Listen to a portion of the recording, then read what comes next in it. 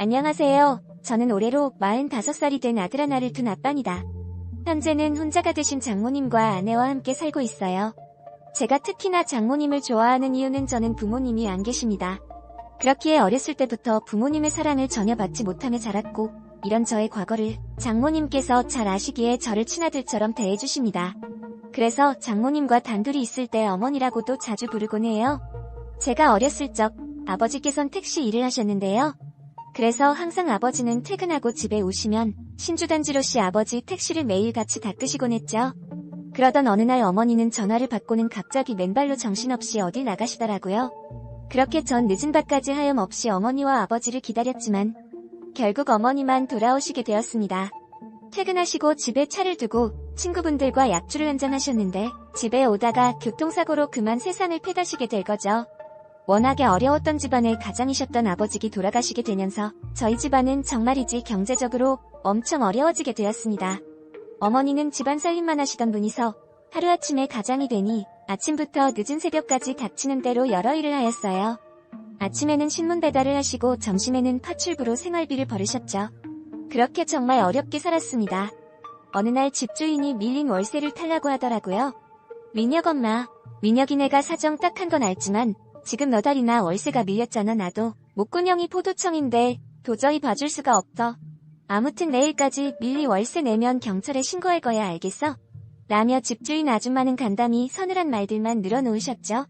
결국 희는 그날 새벽 필요한 짐보따리 몇 개만 들고는 야반도주를 하게 되었습니다. 정말이지 지독하게 가난한 생활을 하다 어느 날 어머니께서 늦은 새벽 어딜 가자고 하시더라고요. 전 또 집주인을 피해 도망가는구나 싶어 조용히 따라갔습니다. 그렇게 한참을 걷고 걸어 해가 떴고 첫 차인 버스를 타 고비고비 산속으로 갔습니다.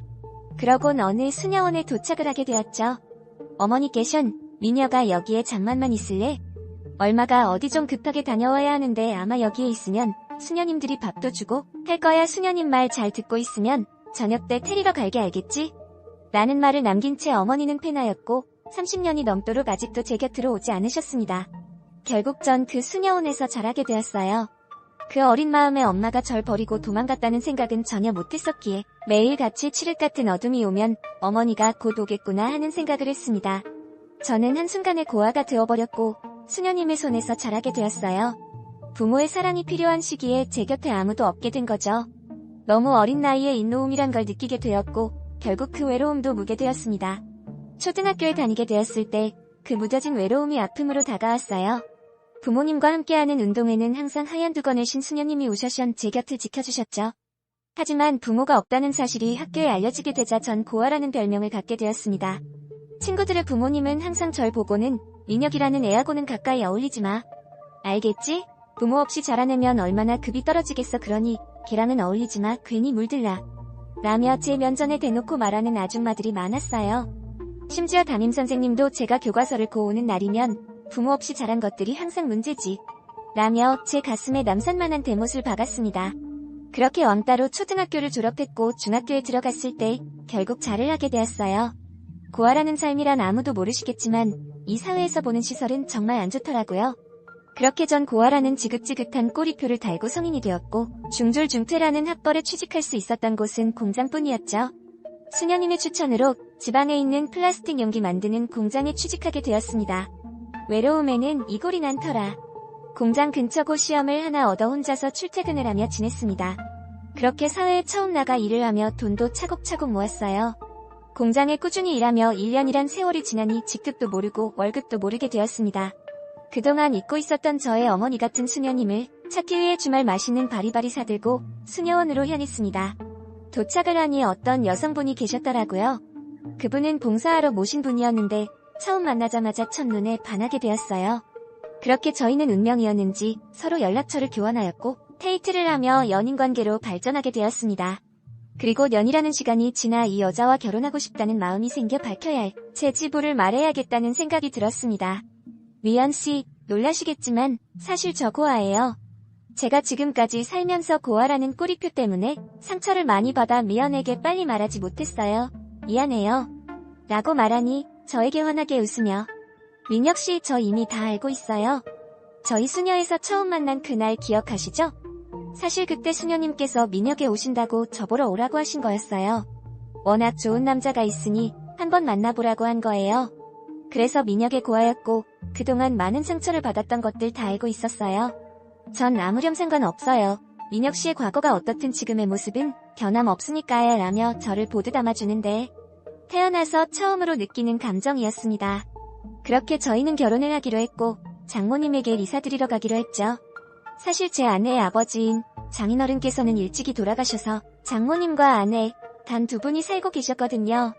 그래서 장모님이 좋아하시는 복숭아를 사들고 인사드리러 갔습니다. 그리곤 장모님께도 제가 고하라는 말을 결혼 전에 말씀드려야겠다는 생각이 들어 조심스럽게 꺼냈어요. 그러니 장모님은 저를 꼭 안아주시며 아이고 얼마나 힘들었겠어요. 저는 다 이해하니까 그런 거 신경 쓰지 마요. 그리고 이제 결혼하면 식구가 생기는 거니까 더 이상은 고하라고 생각하지 말아요. 라며 절 너무나도 따뜻하게 반겨주셨습니다. 평생을 받아보지 못한 어머니의 사랑을 장모님을 통해 느낄 수 있었습니다. 어서면 어머니의 사랑을 받지 못한 저이기에 장모님께서 더 많이 사랑해주시는 것 같았죠. 그렇게 저희는 결혼을 하게 되었습니다. 장모님께서 워낙 편하게 해주시고 신혼집을 꾸리기엔 경제적으로 넉넉하지 않은 상황이라 처갓집에서 함께 살기로 했어요. 그렇게 저희 셋은 어느 식구들 부럽지 않게 행복하게 한몫하게 지내고 있었습니다. 떡두꺼비 같은 아들도 하다 생겨 장모님이 바쁘시게 되셨죠. 그러던 어느 날부터인가 아내의 야근이 잦아지기 시작했어요. 12시가 다 되어 들어오는 날이 허다했고 주말에는 집에 있는 걸 보지 못했어요. 아내는 저에게 회사의 큰 프로젝트를 맡게 되어 일이 너무 바쁘다고 하더라고요. 그래서 전 그 말만 철석 같이 믿었었습니다. 어느 날 제가 입근하고 아내 회사 근처에서 퇴근하게 되어 아내를 데리러 갔습니다. 회사로 해서 아내를 기다리는데 나오질 않아 제가 직접 아내 사무실로 들어갔습니다. 그런데 주변 직원분들께서 제 아내가 이미 퇴근했다고 하더군요. 그래서 전화를 걸어보니 도통 연결이 되지 않았어요. 이미 집에 와 있다.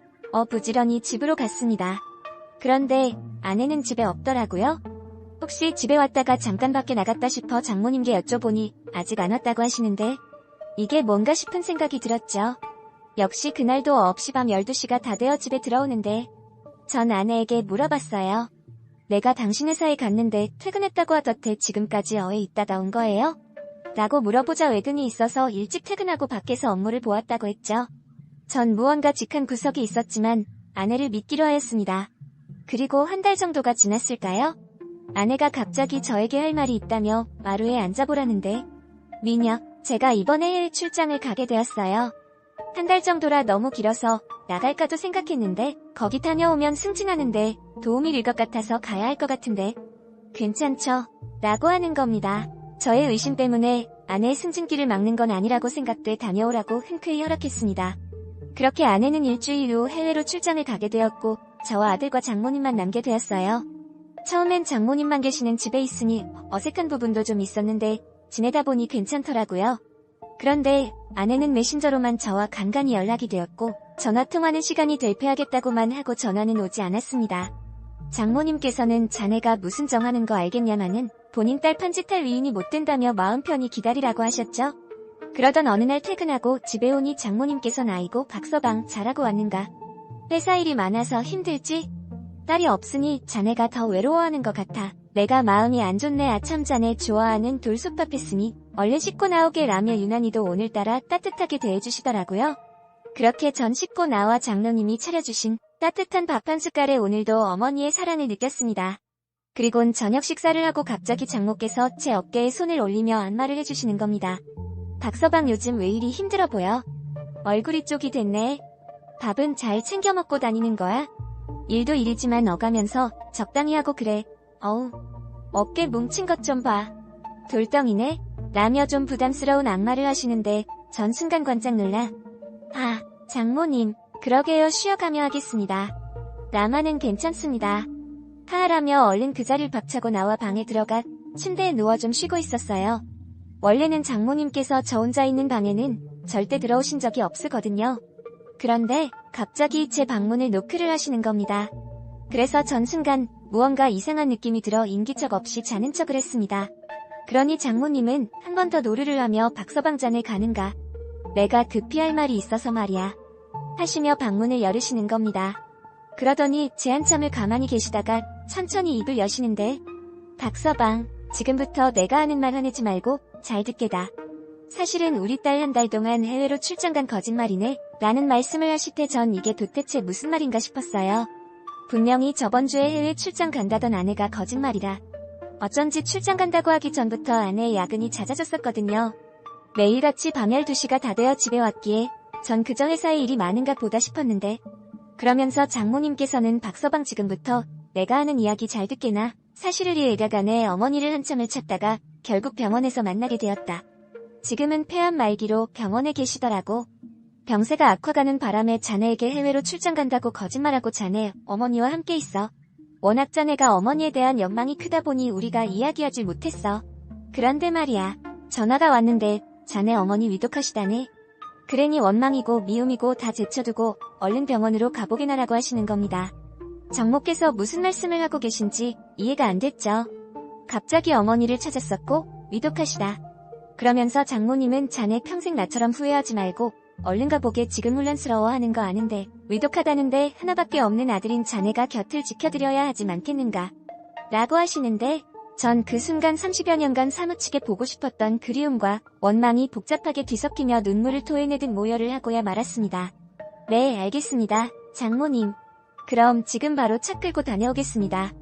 라며 손을 떨며 자키를 집었는데 도저히 차키가 손에 잡히지가 않더군요. 장모님께서는 박서방, 자네 지금 운전해서 가려고 하는 건가? 자네 지금 이렇게 손을 벌벌 떨고 있는데 운전하고 가다가 사고라도 어쩌려고. 그러나 그러니 이 돈으로 택시 타고 가. 나도 얼른 준비해서 자네 뒤따라갈 테니 걔 신경은 쓰지 말고 애는 옆집에 부탁할 테니까 말겠나? 라고 하시며 주머니에서 쌈지돈 5마음을 꺼내어 제 주머니에 구겨 넣으셨습니다. 그렇게 전 온몸이 사시나무 떨듯 떨며 택시를 잡아 저희 어머니가 계시는 병원으로 향했습니다.